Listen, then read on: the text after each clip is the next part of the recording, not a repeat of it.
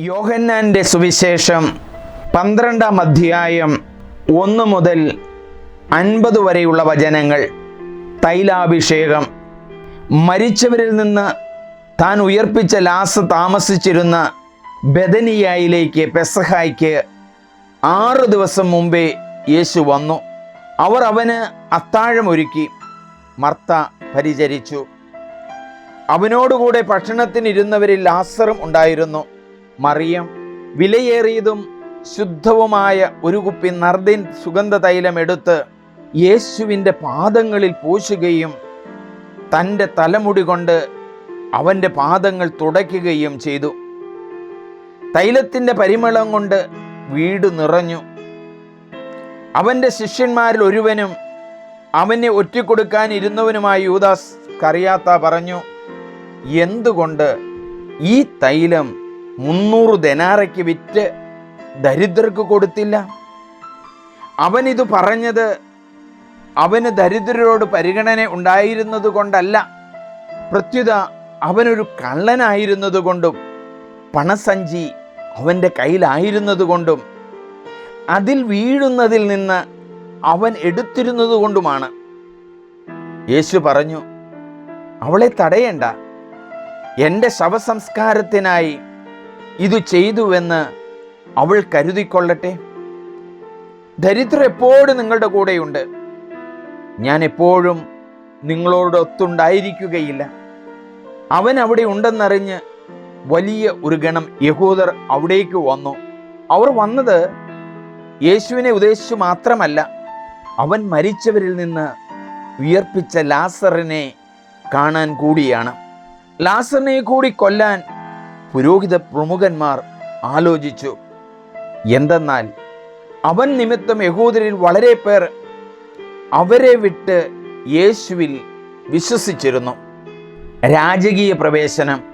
അടുത്ത ദിവസം തിരുനാളിന് വന്നുകൂടിയ വലിയ ജനക്കൂട്ടം യേശു ജെറൂസലേമിലേക്ക് വരുന്നെന്ന് കേട്ടു.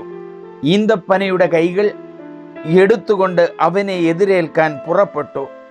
അവർ വിളിച്ചു പറഞ്ഞു, ഹൊസാന, കർത്താവിൻ്റെ നാമത്തിൽ വരുന്നവനും ഇസ്രായേലിൻ്റെ രാജാവുമായവൻ വാഴ്ത്തപ്പെട്ടവൻ. യേശു ഒരു കഴുതക്കുട്ടിയെ കണ്ട് അതിൻ്റെ പുറത്ത് കയറിയിരുന്നു. സിയോൻ പുത്രി, ഭയപ്പെടേണ്ട, ഇതാ നിന്റെ രാജാവ് കഴുതക്കുട്ടിയുടെ പുറത്ത് എഴുന്നള്ളുന്നു എന്ന് എഴുതപ്പെട്ടിരിക്കുന്നു. അവൻ്റെ ശിഷ്യന്മാർക്ക് ആദ്യം ഇത് മനസ്സിലായില്ല. എന്നാൽ യേശു മഹത്വം പ്രാപിച്ചപ്പോൾ അവയെപ്പറ്റി ഇക്കാര്യങ്ങൾ എഴുതപ്പെട്ടിരുന്നുവെന്നും അവനു വേണ്ടി ഇവയെല്ലാം ചെയ്തുവെന്നും അവർ അനുസ്മരിച്ചു. ലാസറിനെ മരിച്ചവരിൽ നിന്ന് ഉയർപ്പിച്ച അവസരത്തിൽ അവനോടൊപ്പം ഉണ്ടായിരുന്ന ജനക്കൂട്ടം അവന് സാക്ഷ്യം നൽകിയിരുന്നു. അവൻ ഒരടയാളം പ്രവർത്തിച്ചെന്ന് കേട്ടതുകൊണ്ടുകൂടിയാണ് ജനക്കൂട്ടം അവനെ സ്വീകരിക്കാൻ വന്നത്. അപ്പോൾ ഫരിസേയർ പരസ്പരം പറഞ്ഞു, നമുക്കൊന്നും ചെയ്യാൻ സാധിക്കുന്നില്ലെന്ന് കാണുന്നില്ലേ? നോക്കൂ, ലോകം അവൻ്റെ പിന്നാലെ പോയി കഴിഞ്ഞു. ഗ്രീക്കുകാർ യേശുവിനെ തേടുന്നു. തിരുനാളിൽ ആരാധിക്കാൻ വന്നവരിൽ ഏതാനും ഗ്രീക്കുകാരും ഉണ്ടായിരുന്നു. ഇവർ ഗലീലായിലെ ബേത്സയിദയിൽ നിന്നുള്ള പീലിപ്പോസിൻ്റെ അടുക്കൽ ചെന്ന് പറഞ്ഞു, പ്രഭു, ഞങ്ങൾ യേശുവിനെ കാണാൻ ആഗ്രഹിക്കുന്നു. പീലിപ്പോസ് പോയി അന്ത്രയോസിനോട് പറഞ്ഞു. അന്ത്രയോസും പീലിപ്പോസും കൂടി യേശുവിനെ വിവരമറിയിച്ചു. യേശു പറഞ്ഞു, മനുഷ്യപുത്രൻ മഹത്വപ്പെടുവാനുള്ള സമയമായിരിക്കുന്നു. സത്യം സത്യമായി ഞാൻ നിങ്ങളോട് പറയുന്നു, ഗോതമ്പ് മണി നിലത്ത് വീണ് അഴിയുന്നില്ലെങ്കിൽ അത് അതേപടിയേ ഇരിക്കും. അഴിയുന്നെങ്കിലോ അത് വളരെ ഫലം പുറപ്പെടുവിക്കും. തൻ്റെ ജീവനെ സ്നേഹിക്കുന്നവൻ അത് നഷ്ടപ്പെടുത്തുന്നു. ഈ ലോകത്തിൽ തൻ്റെ ജീവനെ ദോഷിക്കുന്നവൻ നിത്യജീവനിലേക്ക് അതിനെ കാത്തു സൂക്ഷിക്കും. എന്നെ ശുശ്രൂഷിക്കാൻ ആഗ്രഹിക്കുന്നവൻ എന്നെ അനുഗമിക്കട്ടെ. അപ്പോൾ ഞാൻ ആയിരിക്കുന്നിടത്ത് എൻ്റെ ശുശ്രൂഷകനും ആയിരിക്കും. എന്നെ ശുശ്രൂഷിക്കുന്നവനെ പിതാവ് ബഹുമാനിക്കും. മനുഷ്യപുത്രൻ ഉയർത്തപ്പെടണം. ഇപ്പോൾ എൻ്റെ ആത്മാവ് അസ്വസ്ഥമായിരിക്കുന്നു. ഞാൻ എന്തു പറയേണ്ടു? പിതാവേ, ഈ മണിക്കൂറിൽ നിന്ന് എന്നെ രക്ഷിക്കണമേ. അല്ല, അതിനുവേണ്ടിയാണല്ലോ ഈ മണിക്കൂറിലേക്ക് ഞാൻ വന്നത്. പിതാവേ, അങ്ങയുടെ നാമത്തെ മഹത്വപ്പെടുത്തണമേ. അപ്പോൾ സ്വർഗത്തിൽ നിന്നൊരു സ്വരമുണ്ടായി, ഞാൻ മഹത്വപ്പെട്ടിരിക്കുന്നു, ഇനിയും മഹത്വപ്പെടും. അവിടെ നിന്നിരുന്ന ജനക്കൂട്ടം ഇത് കേട്ടിട്ട് ഇടിമുഴക്കമുണ്ടായി എന്ന് പറഞ്ഞു. എന്നാൽ ചിലർ, ഒരു ദൂതൻ അവനോട് സംസാരിച്ചു എന്ന് പറഞ്ഞു. യേശു പറഞ്ഞു, ഈ സ്വരമുണ്ടായത് എനിക്ക് വേണ്ടിയല്ല, നിങ്ങൾക്ക് വേണ്ടിയാണ്. ഇപ്പോഴാണ് ഈ ലോകത്തിൻ്റെ ന്യായവിധി. ഇപ്പോൾ ഈ ലോകത്തിൻ്റെ അധികാരി പുറന്തള്ളപ്പെടും. ഞാൻ ഭൂമിയിൽ നിന്ന് ഉയർത്തപ്പെടുമ്പോൾ എല്ലാ മനുഷ്യരെയും എന്നിലേക്ക് ആകർഷിക്കും. അവൻ ഇത് പറഞ്ഞത് താൻ ഏതു വിധത്തിലുള്ള മരണമാണ് വരിക്കാൻ പോകുന്നത് എന്ന് സൂചിപ്പിക്കാനാണ്. അപ്പോൾ ജനക്കൂട്ടം അവനോട് ചോദിച്ചു, ക്രിസ്തു എന്നേക്കും നിലനിൽക്കുന്നു എന്നാണല്ലോ നിയമത്തിൽ ഞങ്ങൾ കേട്ടിട്ടുള്ളത്. പിന്നെ മനുഷ്യപുത്രൻ ഉയർത്തപ്പെടേണ്ടിയിരിക്കുന്നു എന്ന് നീ പറയുന്നത് എങ്ങനെ? ആരാണ് ഈ മനുഷ്യപുത്രൻ? യേശു അവരോട് പറഞ്ഞു, അല്പസമയത്തേക്കു കൂടി പ്രകാശം നിങ്ങളുടെ ഇടയിലുണ്ട്. അന്ധകാരം നിങ്ങളെ കീഴ്പ്പെടുത്താതിരിക്കാൻ പ്രകാശമുള്ളപ്പോൾ നടന്നുകൊള്ളുവിൻ. അന്ധകാരത്തിൽ നടക്കുന്നവൻ താൻ എവിടേക്കാണ് പോകുന്നതെന്ന് അറിയുന്നില്ല. നിങ്ങൾ പ്രകാശത്തിൻ്റെ മക്കളാകേണ്ടതിന് നിങ്ങൾക്ക് പ്രകാശമുള്ളപ്പോൾ അതിൽ വിശ്വസിക്കുവിൻ. യഹൂദരുടെ അവിശ്വാസം. ഇത് പറഞ്ഞതിനു ശേഷം യേശു അവരിൽ നിന്ന് പോയി രഹസ്യമായി പാർത്തു. അവൻ വളരെ അടയാളങ്ങൾ അവരുടെ മുമ്പാകെ പ്രവർത്തിച്ചെങ്കിലും അവർ അവനിൽ വിശ്വസിച്ചില്ല. യേശയ്യാ പ്രവാചകൻ പറഞ്ഞ വചനം പൂർത്തിയാകേണ്ടതിനാണ്. ഇതാ കർത്താവേ, ഞങ്ങളുടെ സന്ദേശം ആര് വിശ്വസിച്ചു? കർത്താവിൻ്റെ ഭുജം ആർക്കാണ് വെളിപ്പെട്ടത്? അതുകൊണ്ട് അവർക്ക് വിശ്വസിക്കാൻ കഴിഞ്ഞില്ല. യേശയ്യാ വീണ്ടും പറഞ്ഞിരിക്കുന്നു, അവർ തങ്ങളുടെ കണ്ണുകൾ കൊണ്ട് കാണുകയും ഹൃദയം കൊണ്ട് ഗ്രഹിക്കുകയും അങ്ങനെ അവർ എന്നിലേക്ക് തിരിഞ്ഞ് ഞാൻ അവരെ സുഖപ്പെടുത്തുകയും ചെയ്യാതിരിക്കേണ്ടതിന് അവിടുന്ന് അവരുടെ കണ്ണുകളെ അന്ധമാക്കുകയും ഹൃദയത്തെ കഠിനമാക്കുകയും ചെയ്തു. അവൻ്റെ മഹത്വം കാണുകയും അവനെപ്പറ്റി സംസാരിക്കുകയും ചെയ്തുകൊണ്ടാണ് യേശയ്യാ ഇങ്ങനെ പ്രസ്താവിച്ചത്. എന്നിട്ടും അധികാരികളിൽ പോലും അനേകം പേർ അവനിൽ വിശ്വസിച്ചു. എന്നാൽ സിനഗോഗിൽ നിന്ന് ബഹിഷ്കൃതരാകാതിരിക്കാൻ വേണ്ടി ഫരിസേയരെ ഭയന്ന് അവരാരും അത് ഏറ്റുപറഞ്ഞില്ല. ദൈവത്തിനുള്ള മഹത്വത്തെക്കാൾ അധികം മനുഷ്യരുടെ പ്രശംസ അവർ അഭിലഷിച്ചു. യേശു ഉച്ചത്തിൽ വിളിച്ചു പറഞ്ഞു, എന്നിൽ വിശ്വസിക്കുന്നവൻ എന്നിലല്ല, എന്നെ അയച്ചവനിലാണ് വിശ്വസിക്കുന്നത്. എന്നെ കാണുന്നവൻ എന്നെ അയച്ചവനെ കാണുന്നു. എന്നിൽ വിശ്വസിക്കുന്നവരാരും അന്ധകാരത്തിൽ വസിക്കാതിരിക്കേണ്ടതിന് ഞാൻ വെളിച്ചമായി ലോകത്തിലേക്ക് വന്നിരിക്കുന്നു. എൻ്റെ വാക്കുകൾ കേൾക്കുന്നവൻ അവ പാലിക്കുന്നില്ലെങ്കിലും ഞാൻ അവനെ വിധിക്കുന്നില്ല. കാരണം ഞാൻ വന്നിരിക്കുന്നത് ലോകത്തെ വിധിക്കാനല്ല, രക്ഷിക്കാനാണ്. എന്നാൽ എന്നെ നിരസിക്കുകയും എൻ്റെ വാക്കുകൾ തിരസ്കരിക്കുകയും ചെയ്യുന്നവന് ഒരു വിധികർത്താവുണ്ട്. ഞാൻ പറഞ്ഞ വചനം തന്നെ അന്ത്യദിനത്തിൽ അവനെ വിധിക്കും. എന്തെന്നാൽ ഞാൻ സ്വമതയ അല്ല സംസാരിച്ചത്. ഞാൻ എന്തു പറയണം, എന്തു പഠിപ്പിക്കണം എന്ന് എന്നെ അയച്ച പിതാവ് തന്നെ എനിക്ക് കൽപ്പന നൽകിയിരിക്കുന്നു. അവിടുത്തെ കൽപ്പന നിത്യജീവനാണെന്ന് ഞാൻ അറിയുന്നു. അതിനാൽ ഞാൻ പറയുന്നതെല്ലാം പിതാവ് എന്നോട് കൽപ്പിച്ചതുപോലെ തന്നെയാണ്. യോഹന്നാൻ്റെ സുവിശേഷം 13-ാം അധ്യായം 1 മുതൽ 38 വരെയുള്ള വചനങ്ങൾ ശിഷ്യന്മാരുടെ പാദം കഴുകുന്നു. ഈ ലോകം വിട്ട് പിതാവിൻ്റെ സന്നിധിയിലേക്ക് പോകുവാനുള്ള സമയമായി എന്ന് പെസഹ തിരുനാളിന് മുമ്പ് യേശു അറിഞ്ഞു. ലോകത്തിൽ തനിക്ക് സ്വന്തമായുള്ളവരെ അവൻ സ്നേഹിച്ചു, അവസാനം വരെ സ്നേഹിച്ചു. അത്താഴ സമയത്ത് പിശാച് ശിമിയോൻ്റെ പുത്രനായ യൂദാസ് കറിയോത്തായുടെ മനസ്സിൽ യേശുവിനെ ഒറ്റിക്കൊടുക്കാൻ തോന്നിച്ചു. പിതാവ് സകലതും എൻ്റെ കരങ്ങളിൽ ഏൽപ്പിച്ചിരിക്കുന്നുവെന്നും താൻ പിതാവിൽ നിന്ന് വരികയും ദൈവത്തിലേക്ക് പോവുകയും ചെയ്യുന്നുവെന്നും യേശു അറിഞ്ഞു. അത്താഴത്തിനിടയിൽ അവൻ എഴുന്നേറ്റ് മേലങ്കി മാറ്റി ഒരു തുവാലയെടുത്ത് അരയിൽ കെട്ടി. അനന്തരം ഒരു താലത്തിൽ വെള്ളമെടുത്ത് ശിഷ്യന്മാരുടെ പാദങ്ങൾ കഴുകുവാനും അരയിൽ ചുറ്റിയിരുന്ന തുവാല കൊണ്ട് തുടയ്ക്കാനും തുടങ്ങി. അവൻ ശിമിയോൻ പത്രോസിൻ്റെ അടുത്തെത്തി. പത്രോസ് അവനോട് ചോദിച്ചു, കർത്താവേ, നീ എൻ്റെ കാൽ കഴുകുകയോ?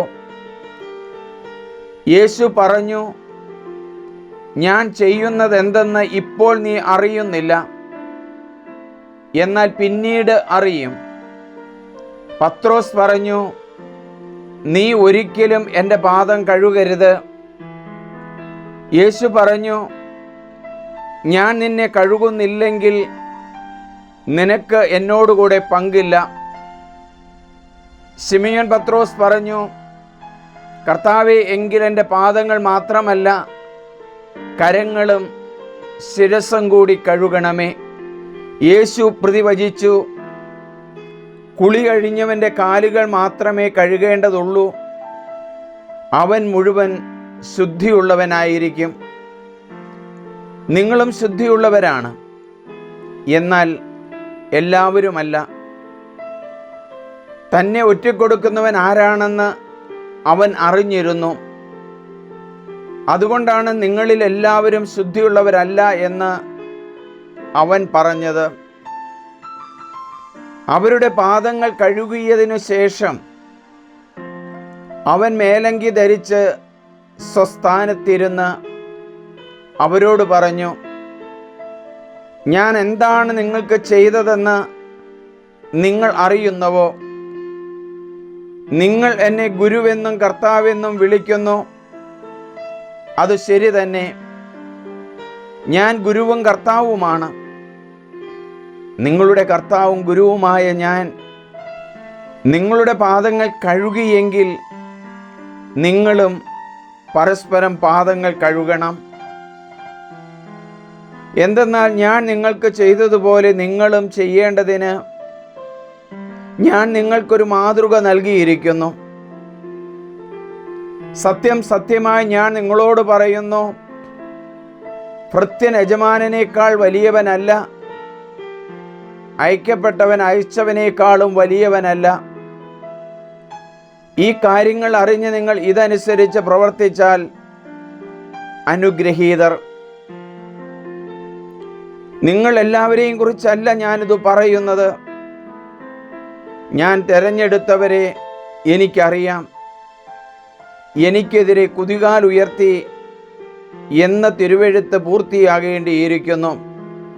ഇത് സംഭവിക്കുമ്പോൾ ഞാൻ തന്നെ എന്ന് നിങ്ങൾ വിശ്വസിക്കേണ്ടതിനാണ് സംഭവിക്കുന്നതിന് മുമ്പ് തന്നെ ഞാൻ നിങ്ങളോട് പറയുന്നത്. സത്യം സത്യമായി ഞാൻ നിങ്ങളോട് പറയുന്നു, എന്നെ അയക്കുന്നവനെ സ്വീകരിക്കുന്നവൻ എന്നെയാണ് സ്വീകരിക്കുന്നത്. എന്നെ സ്വീകരിക്കുന്നവൻ എന്നെ അയച്ചവനെ സ്വീകരിക്കുന്നു. യൂദാസിൻ്റെ വഞ്ചനയെക്കുറിച്ച് ഇതു പറഞ്ഞപ്പോൾ യേശു ആത്മാവിൽ അസ്വസ്ഥനായി. അവൻ വ്യക്തമായി പറഞ്ഞു, സത്യം സത്യമായി ഞാൻ നിങ്ങളോട് പറയുന്നു, നിങ്ങളിൽ ഒരുവൻ എന്നെ ഒറ്റിക്കൊടുക്കും. അവൻ ആരെപ്പറ്റി പറയുന്നു എന്നറിയാതെ ശിഷ്യന്മാർ ആകുല ചിത്തരായി പരസ്പരം നോക്കി. ശിഷ്യന്മാരിൽ യേശു സ്നേഹിച്ചിരുന്നവൻ അവൻ്റെ വക്ഷസ്സിലേക്ക് ചാരിക്കിടന്നിരുന്നു. ശിമിയോൻ പത്രോസ് അവനോട് ആംഗ്യം കാണിച്ച് ചോദിച്ചു, അവൻ ആരെപ്പറ്റി പറയുന്നു എന്ന് ചോദിക്കുക. യേശുവിൻ്റെ വക്ഷസ്സിൽ ചേർന്ന് കിടന്നുകൊണ്ട് അവൻ ചോദിച്ചു, കർത്താവേ, ആരാണത്? അവൻ പ്രതിവചിച്ചു, അപ്പക്കഷ്ണം മുക്കി ഞാൻ ആർക്കു കൊടുക്കുന്നുവോ അവൻ തന്നെ. അവൻ അപ്പക്കഷ്ണം മുക്കി ശിമയോൻ സ്കറിയോത്തായുടെ മകൻ യൂദാസിന് കൊടുത്തു. അപ്പക്കഷ്ണം സ്വീകരിച്ചതിനെ തുടർന്ന് സാത്താൻ അവനിൽ പ്രവേശിച്ചു. യേശു അവനോട് പറഞ്ഞു, നീ ചെയ്യാനിരിക്കുന്നത് വേഗം ചെയ്യുക. എന്നാൽ ഭക്ഷണത്തിന് ഇരുന്നവരിൽ ആരും അവൻ ഇത് എന്തിനു പറഞ്ഞുവെന്ന് അറിഞ്ഞില്ല. പണസഞ്ചി യൂദാസിൻ്റെ പക്കലായിരുന്നതിനാൽ നമുക്ക് തിരുനാളിന് ആവശ്യമുള്ളത് വാങ്ങുക എന്നോ ദരിദ്രർക്ക് എന്തെങ്കിലും കൊടുക്കുക എന്നോ ആയിരിക്കും യേശു അവനോട് ആവശ്യപ്പെട്ടതെന്ന് ചിലർ വിചാരിച്ചു. ആ അപ്പക്കഷ്ണം സ്വീകരിച്ച് ഉടനെ അവൻ പുറത്തുപോയി. അപ്പോൾ രാത്രിയായിരുന്നു. പുതിയ പ്രമാണം. അവൻ പുറത്തുപോയി കഴിഞ്ഞപ്പോൾ യേശു പറഞ്ഞു, ഇപ്പോൾ മനുഷ്യപുത്രൻ മഹത്വപ്പെട്ടിരിക്കുന്നു, അവനിൽ ദൈവവും മഹത്വപ്പെട്ടിരിക്കുന്നു. ദൈവം അവനിൽ മഹത്വപ്പെട്ടുവെങ്കിൽ ദൈവം അവനെ തന്നിൽ മഹത്വപ്പെടുത്തും, ഉടൻ തന്നെ മഹത്വപ്പെടുത്തും. എൻ്റെ കുഞ്ഞുങ്ങളെ, ഇനി അല്പസമയം കൂടി ഞാൻ നിങ്ങളുടെ കൂടെ ഉണ്ടായിരിക്കും. നിങ്ങൾ എന്നെ അന്വേഷിക്കും. എന്നാൽ യഹൂദരോട് പറഞ്ഞതുപോലെ ഇപ്പോൾ നിങ്ങളോടും പറയുന്നു, ഞാൻ പോകുന്നിടത്തേക്ക് വരാൻ നിങ്ങൾക്ക് കഴിയുകയില്ല. ഞാൻ പുതിയൊരു കൽപ്പന നിങ്ങൾക്ക് നൽകുന്നു, നിങ്ങൾ പരസ്പരം സ്നേഹിക്കുവിൻ. ഞാൻ നിങ്ങളെ സ്നേഹിച്ചതുപോലെ നിങ്ങളും പരസ്പരം സ്നേഹിക്കുവിൻ. നിങ്ങൾക്ക് പരസ്പര സ്നേഹമുണ്ടെങ്കിൽ നിങ്ങൾ എൻ്റെ ശിഷ്യന്മാരാണെന്ന് അതുമൂലം എല്ലാവരും അറിയും. യോഹന്നാന്റെ സുവിശേഷം 13-ാം അധ്യായം 36 മുതലുള്ള വചനങ്ങൾ. പത്രോസ് ഗുരുവിനെ നിഷേധിക്കും. ശിമിയോൻ പത്രോസ് ചോദിച്ചു, കർത്താവേ, നീ എവിടേക്കാണ് പോകുന്നത്? യേശു പ്രതിവചിച്ചു, ഞാൻ പോകുന്നിടത്തേക്ക് ഇപ്പോൾ എന്നെ അനുഗമിക്കാൻ നിനക്ക് കഴിയുകയില്ല, എന്നാൽ പിന്നീട് നീ അനുഗമിക്കും. പത്രോസ് പറഞ്ഞു, കർത്താവേ, ഇപ്പോൾ തന്നെ നിന്നെ അനുഗമിക്കാൻ എനിക്ക് കഴിയാത്തത് എന്തുകൊണ്ട്? നിനക്കു വേണ്ടി എൻ്റെ ജീവൻ ഞാൻ ത്യജിക്കാം. യേശു പ്രതിവചിച്ചു, നീ എനിക്ക് വേണ്ടി ജീവൻ ത്യജിക്കുമെന്നോ? സത്യം സത്യമായി ഞാൻ നിന്നോട് പറയുന്നു, നീ എന്നെ 3 പ്രാവശ്യം തള്ളി പറയുന്നതുവരെ കോഴി കൂവുകയില്ല. ഇത് കേൾക്കുന്ന എല്ലാവരും ഒരാൾക്കെങ്കിലും നിങ്ങൾ ഷെയർ ചെയ്യണം, സബ്സ്ക്രൈബ് ചെയ്യണം. ദൈവം നിങ്ങളെ അനുഗ്രഹിക്കട്ടെ. Father Sunny Pulparambil, CMI. എൻ്റെ ഫോൺ നമ്പർ 90 74 98 42 24. ജയ് ക്രൈസ്റ്റ്.